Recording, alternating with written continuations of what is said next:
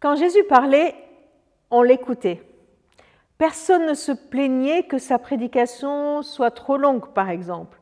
Des foules de plusieurs centaines et même de plusieurs milliers de personnes accouraient pour l'écouter.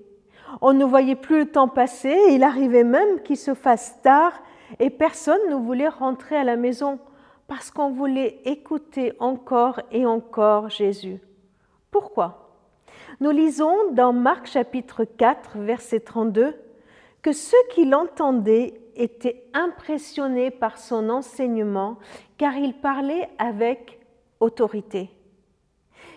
Il n'est pas dit que ce qu'il disait était intéressant, ou que cela leur faisait réfléchir, ou qu'il savait aborder des sujets originaux.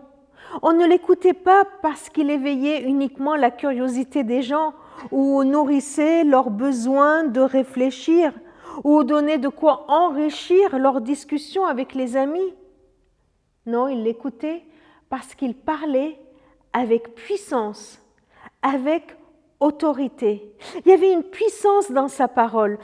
Dans les mots qu'il prononçait, qui sortaient de sa bouche, c'était comme si Dieu parlait lui-même. Et en effet, c'est Dieu puissant au milieu de nous qui parlait.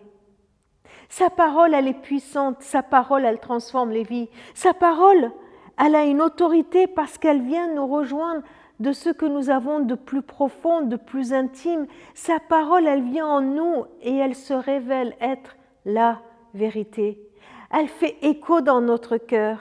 Une parole qui a de l'effet en nous, qui nous touche, qui nous transforme, qui nous bouscule. Alors, lisons-la, écoutons-la.